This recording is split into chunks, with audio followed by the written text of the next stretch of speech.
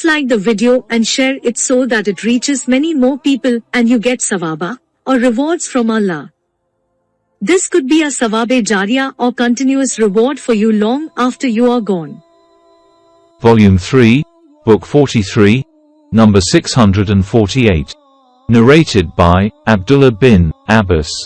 I had been eager to ask Umar about the two ladies from among the wives of the Prophet regarding whom Allah said in the Quran, saying, "If you two wives of the Prophet, namely Aisha and Hafsa, turn in repentance to Allah, your hearts are indeed so inclined to oppose what the Prophet likes." 66.4.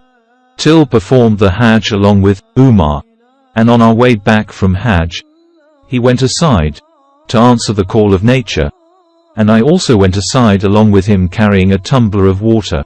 When he had answered the call of nature and returned, I poured water on his hands from the tumbler and he performed ablution. I said, "O chief of the believers, who were the two ladies from among the wives of the Prophet to whom Allah said, 'If you two return in repentance'" 66.4. He said, "I am astonished at your question, O Ibn Abbas. They were Aisha and Hafsa." Then, Umar went on relating the narration and said, "I and an Ansari neighbor of mine from Bani Amir bin Zaid, who used to live in Awali al-Madinah, used to visit the Prophet in turns. He used to go one day, and I another day. When I went, I would bring him the news of what had happened that day regarding the instructions and orders, and when he went, he used to do the same for me. We, the people of Quraysh, used to have authority over women, but when we came to live with the Ansar, we noticed that the Ansari women had the upper hand over their men, so our women started acquiring the habits of the Ansari women. Once I shouted at my wife and she paid me back in my coin, and I disliked that she should answer me back. She said, 'Why do you take it ill that I retort upon you?' By Allah, the wives of the Prophet retort upon him, and some of them may not speak with him for the whole day till night. What she said scared me, and I said to her, 'Whoever amongst them does so, will be a great loser.' Then I dressed myself and went to Hafsa and asked her, 'Does any of you keep Allah's apostle angry all the day long till night?' She replied in the affirmative. I said, 'She is a ruined, losing person, and will never have success. Doesn't she fear that Allah may get angry for the anger of Allah's apostle, and thus she will be ruined? Don't ask Allah's apostle too many things, and don't retort upon him in any case, and don't desert him. Demand from me whatever you like, and don't be tempted to imitate your neighbor, i.e., Aisha, in her behavior towards the Prophet, for she, i.e. Aisha, is more beautiful than you, and more beloved to Allah's apostle." In those days it was rumored that Ghassan, a tribe living in Sham, was getting prepared their horses to invade us. My companion went to the Prophet on the day of his turn, went and returned to us at night and knocked at my door violently, asking whether I was sleeping. I was scared by the hard knocking, and came out to him. He said that a great thing had happened. I asked him, "What is it? Have Ghassan come?" He replied that it was worse and more serious than that, and added that Allah's apostle had divorced all his wives. I said, "Hafsa is a ruined loser." I expected that would happen someday. So I dressed myself and offered the Fajr prayer with the Prophet. Then the Prophet entered an upper room and stayed there alone. I went to Hafsa and found her weeping. I asked her, "Why are you weeping? Didn't I warn you? Have Allah's apostle divorced you all?" She replied, "I don't know. He is there in the upper room." I then went out and came to the pulpit and found a group of people around it, and some of them were weeping. Then I sat with them for some time, but could not endure the situation.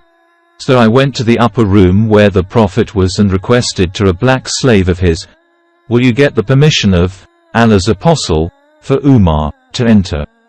The slave went in, talked to the Prophet about it and came out saying, "I mentioned you to him but he did not reply." So, I went and sat with the people who were sitting by the pulpit, but I could not bear the situation, So I went to the slave again and said, "Will you get permission for Umar?" He went in and brought the same reply as before. When I was leaving, behold, the slave called me saying, "Allah's apostle has granted you permission." So, I entered upon the Prophet and saw him lying on a mat without wedding on it, and the mat had left its mark on the body of the Prophet, and he was leaning on a leather pillow stuffed with palm fires. I greeted him, and while still standing, I said, "Have you divorced your wives?" He raised his eyes to me and replied in the negative. And then while still standing, I said, chatting, "Will you heed what I say, O Allah's apostle? We, the people of Quraysh, used to have the upper hand over our women, wives, and when we came to the people whose women had the upper hand over them, Umar told the whole story about his wife. On that the Prophet smiled. Umar further said, I then said, I went to Hafsa and said to her, "Do not be tempted to imitate your companion, Aisha, for she is more beautiful than you and more beloved to the Prophet." The Prophet smiled again. When I saw him smiling, I sat down and cast a glance at the room, and by Allah, I couldn't see anything of importance but 3 hides.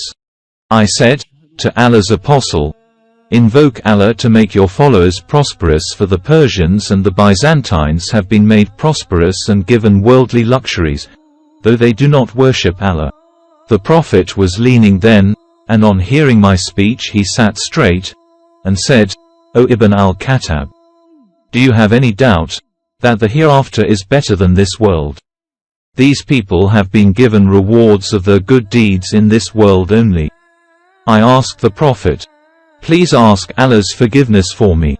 The Prophet did not go to his wives because of the secret which Hafsa had disclosed to Aisha, and he said that he would not go to his wives for 1 month, as he was angry with them when Allah admonished him for his oath that he would not approach Maria. When 29 days had passed, the Prophet went to Aisha first of all. She said to him, "You took an oath that you would not come to us for 1 month, and today only 29 days have passed, as I have been counting them day by day." The Prophet said, "The month is also of 29 days." That month consisted of 29 days. Aisha said, when the divine revelation of choice was revealed, the Prophet started with me, saying to me, "I am telling you something, but you needn't hurry to give the reply till you can consult your parents." Aisha knew that her parents would not advise her to part with the Prophet. The Prophet said that Allah had said, "O Prophet, say to your wives, if you desire the life of this world and its glitter, then come, I will make a provision for you and set you free in a handsome manner. But if you seek Allah and His Apostle, and the home of the hereafter, then verily, Allah has prepared for the good doers amongst you a great reward." 33.28 Aisha said, "Am I to consult my parents about this? I indeed prefer Allah, His Apostle, and the home of the hereafter." After that the Prophet gave the choice to his other wives, and they also gave the same reply as Aisha did. Volume 3, Book 43, number 649. Narrated by Anas. Allah's apostle took an oath that he would not go to his wives for 1 month, as his foot had been sprained. He stayed in an upper room when Umar went to him and said, "Have you divorced your wives?" He said, "No, but I have taken an oath that I would not go to them for 1 month." The Prophet stayed there for 29 days, and then came down and went to his wives. Volume 3, Book 43, number 650. Narrated by Jabir. The Prophet entered the mosque, and I too went there after tying the camel at the pavement of the mosque. I said to the Prophet, "This is your camel." He came out and started examining the camel and said, "Both the camel and its price are for you."